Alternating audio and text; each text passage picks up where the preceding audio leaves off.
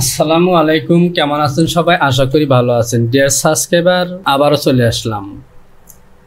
আজকের video topic হলো F3 থেকে পয়েন্ট মডিফিকেশন। আমি গত ভিডিওতে সেকশন থেকে শুরু করে সিঙ্কেজ পর্যন্ত এই প্রত্যেকটি অপশন দিয়ে কিভাবে এবং কোথায় কাজ করবেন, কি ধরনের কাজ করবেন তা নিয়ে আলোচনা করেছি। আজকের ভিডিওতে পয়েন্ট মডিফিকেশন। তো প্রিয় টপার, যেহেতু এটি পয়েন্ট মডিফিকেশনের অন্তর্ভুক্ত বিভিন্ন অপশন, সুতরাং সবগুলো অপশনই কিন্তু পয়েন্ট মডিফিকেশন করার জন্য। সেটি হতে পারে section point, getting point, ইন্ড point বা যে কোনো ধরনের পয়েন্ট। তো প্রিয় টপার, মূল কাজ শুরু করার পূর্বে আপনি যদি আমার চ্যানেলটিতে নতুন হয়ে থাকেন, চ্যানেলটিকে সাবস্ক্রাইব করুন, পাশে থাকা অ্যালার্ম বেলটিকে বাজিয়ে দিন। সে সাথে ডিসক্রিপশন বক্সে লিঙ্ক দেওয়া আছে, সেখানে ক্লিক করে পূর্বের ভিডিওগুলো দেখে নিন। আর আপনি যদি একদমই বিগিনার হয়ে থাকেন এবং ল্যাকটা মডেল সফটওয়্যার দিয়ে প্যাটার্ন মাস্টারের কাজ শিখতে আগ্রহী হয়ে থাকেন, তাহলে প্লেলিস্টে চলে যান এবং সেখান থেকে ট্রেনিং প্যাকেজ ল্যাকটা মডারিস V8R on 2024 এখান থেকে প্রত্যেকটি ভিডিওকে দেখে নিন। এক থেকে শুরু করে প্রত্যেকটি ভিডিওতে দেখুন, তাহলে আমি মনে করি আপনার এই সফটওয়্যার দিয়ে কাজ শেখার জন্য আমার ভিডিওগুলো যথেষ্ট হবে।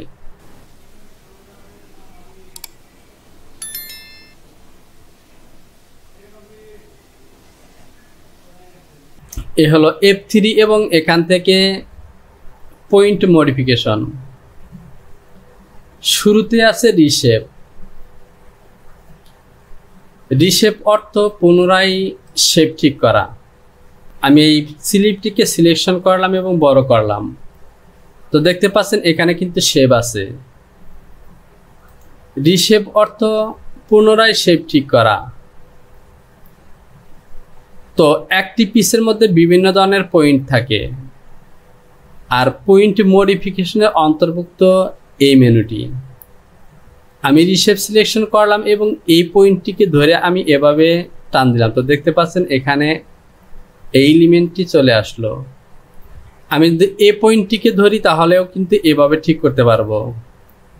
অর্থাৎ পয়েন্টগুলোকে টেনে টেনে এভাবে রিশেপ দিয়ে আমরা মডিফাই করতে পারি। এই পিসের মধ্যে আরও কিছু পয়েন্ট আছে।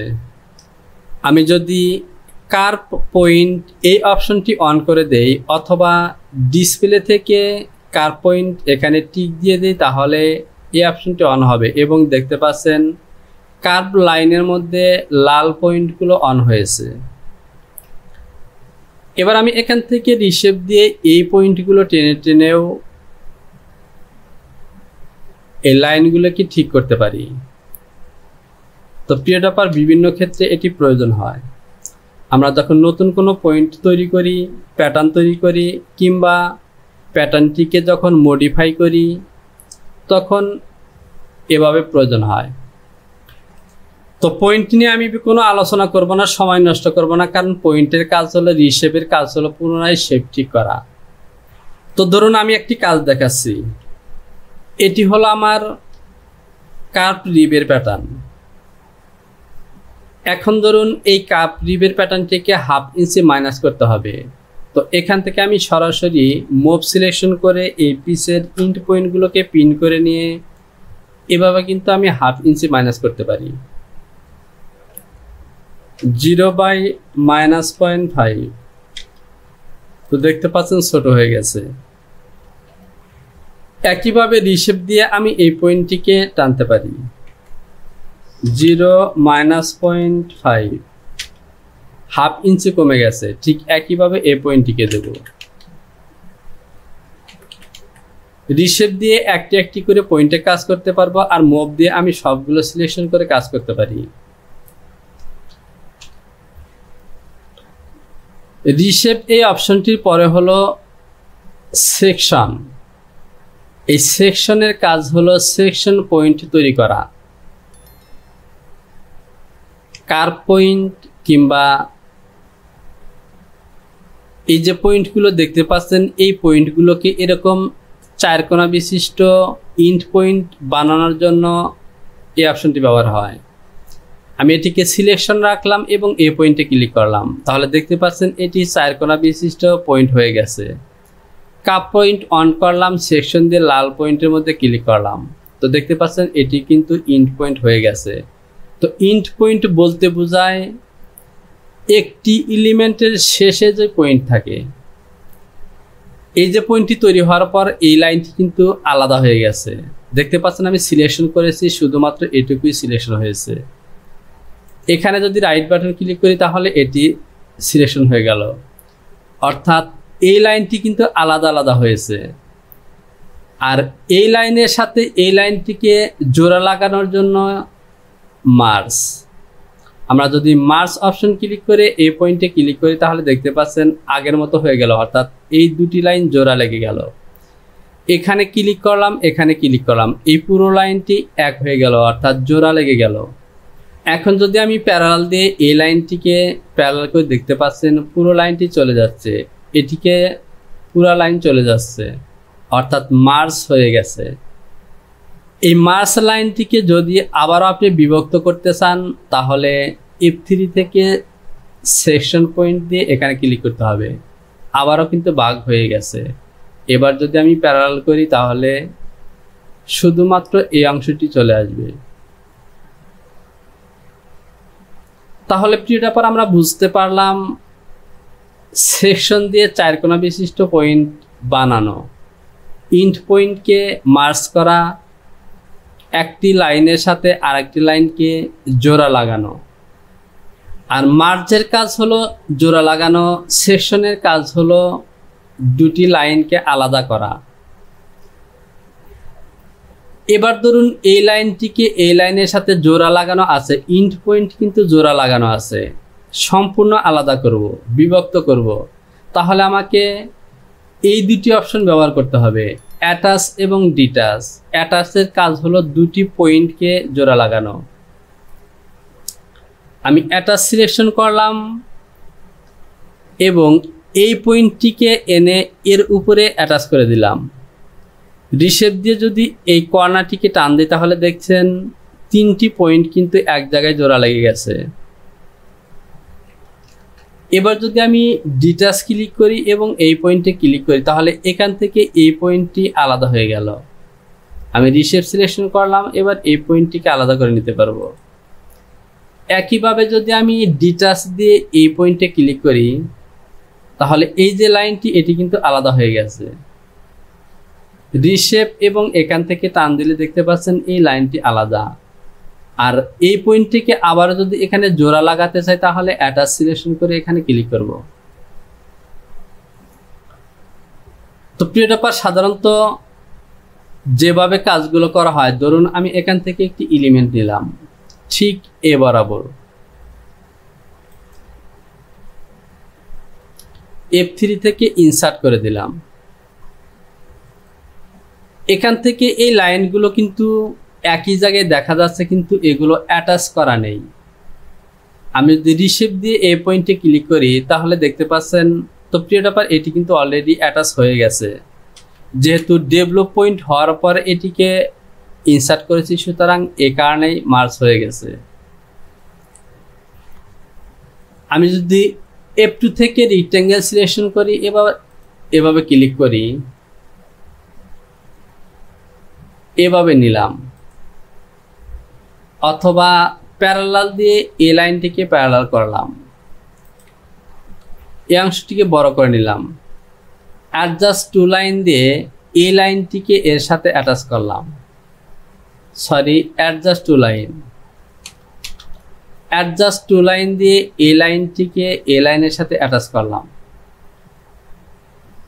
এবার যদি আমি রিশেপ দিয়ে এখানে ক্লিক করি তাহলে দেখতে পাচ্ছেন এই পয়েন্ট দুটি অ্যাটাচ, অর্থাৎ এক জায়গায় হলেও এটি কিন্তু জোড়া লাগানো নেই। এই দুটিকে এক জায়গায় মিলিয়ে দেওয়ার জন্য, অ্যাটাচ করে দেওয়ার জন্য অ্যাটাচ অপশনটি ব্যবহার করতে হবে। আমি যদি এখানে দিয়ে দিই তাহলে দেখতে পাচ্ছেন অ্যাটাচ হয়ে গেছে। তো শুধু যে এভাবে দিয়ে দেব তা নয়, এভাবে থাকা অবস্থায় যদি আমি অ্যাটাচ দিয়ে এখানে ডাবল ক্লিক করি তাহলে কিন্তু হয়ে যাবে। এখন যদি আমি এটিকে টান দিই তাহলে কিন্তু যাবে না, অথচ এই দুটি লাইন কিন্তু আলাদা। যদি আমি এভাবে প্যারালাল করি তাহলে কিন্তু একটি লাইন প্যারালাল হবে। আর সেকশন পয়েন্ট দিয়ে মার্জ দিয়ে যদি এখানে ক্লিক করি তাহলে মার্জ হয়ে যাবে। এখন যদি প্যারালাল করি তাহলে দেখতে পাচ্ছেন পুরোটাই চলে যাচ্ছে।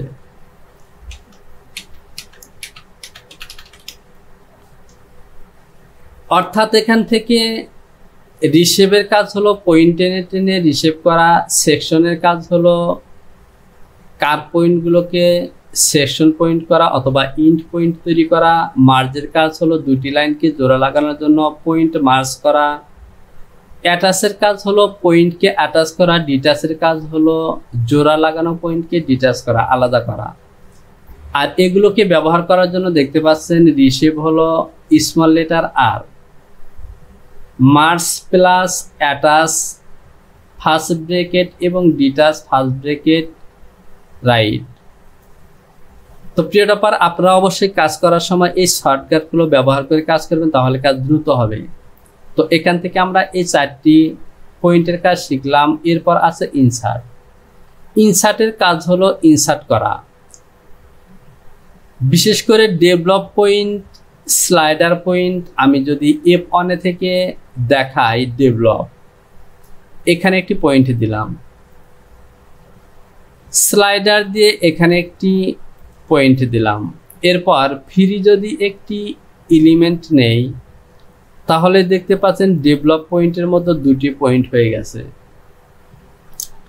তো এই যে পয়েন্টগুলো তৈরি হলো, এই ধরনের পয়েন্টকে ইনসার্ট করার জন্য, এলিমেন্টের সাথে মিলিয়ে দেওয়ার জন্য বা অ্যাটাচ করার জন্য ইনসার্ট ব্যবহার করা হয়। এই পয়েন্টগুলো কিন্তু স্থায়ী নয়। এই পয়েন্টগুলোকে যদি আমি এভাবে নাড়াচাড়া করাই তাহলে দেখতে পাচ্ছেন আমার এলিমেন্টের পরিবর্তন হবে না, কিন্তু এই পয়েন্টগুলো এভাবে চলে যাবে। সে কারণে এই পয়েন্টগুলোকে এলিমেন্টের সাথে অ্যাটাচ করে দেওয়ার জন্য F3 থেকে ইনসার্ট দেখতে পাচ্ছেন এবার কিন্তু লাইনের সাথে সবগুলোই লেগে গেছে। এবার যদি আমি রিশেপ দিয়ে এই পয়েন্টগুলোকে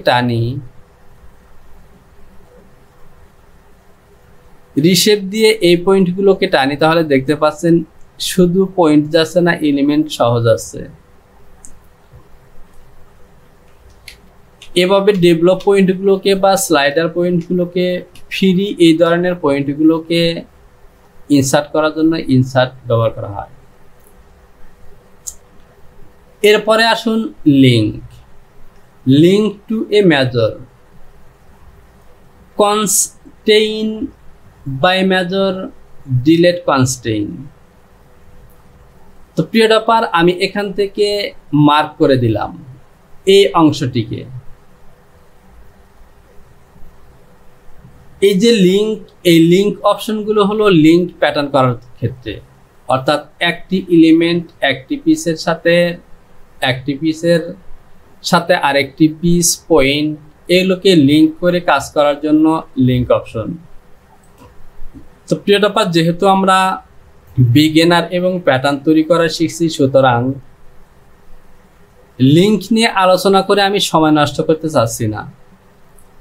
আমরা যখন প্যাটার্ন তৈরি করা শিখবো, তারপর আমরা লিঙ্ক দিয়ে কিভাবে কাজ করতে হয় তা শিখবো। আর এই লিঙ্কগুলো নিয়ে আমি আলাদা করে ভিডিও তৈরি করব। শুধু লিঙ্ক এখানে নয়, আমরা যদি F অপশনে ক্লিক করি তাহলে এখানে কিন্তু লিঙ্কেড আছে। F3 থেকে এ হলো লিঙ্ক। এই লিঙ্ক অপশনগুলো নিয়ে আমরা আলাদাভাবে ভিডিও তৈরি করব এবং সেখানে লিঙ্ক দিয়ে বিস্তারিত আলোচনা করব। তবে তার আগে আমরা প্যাটার্ন তৈরি করা শিখব, কারণ প্যাটার্ন তৈরি করা যদি আমরা না শিখি তাহলে লিঙ্ক নিয়ে আলোচনা করে কোনো লাভ নেই, কারণ এগুলো আমরা বুঝবো না। তো যেহেতু এখান থেকে বাকি অপশনগুলো সবই লিঙ্কের জন্য, সুতরাং